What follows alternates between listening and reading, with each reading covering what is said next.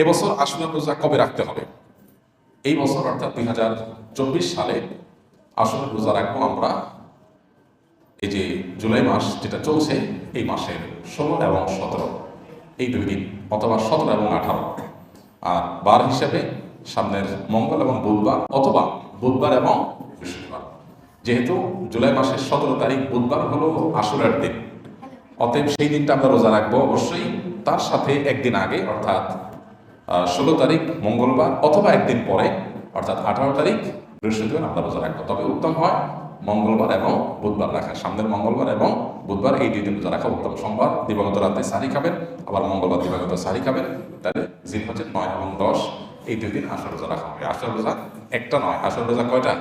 2টা। ইয়াহুদিরা একটা রাখে, আমরা তাদের থেকে আমাদের রোজাকে স্বতন্ত্র করবার জন্য আমরা 2টা রোজা রাখবো, এটাই আমাদেরকে নবী করিম সাল্লাল্লাহু আলাইহি ওয়াসাল্লাম নির্দেশ করেছে। বিধায় আমরা আশুরার রোজা রাখার আপ্রাণ চেষ্টা অব্যাহত রাখবো। আল্লাহ আমাদের সবাইকে তৌফিক দান করুন।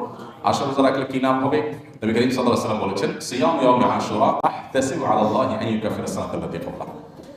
আশুরা রোজা যদি কেউ রাখে তো আল্লাহর প্রতি আমার ধারণা হলো যে আল্লাহ তাআলা তাকে 1 বছর পূর্বের গুনাহ মাফ করে দিবেন।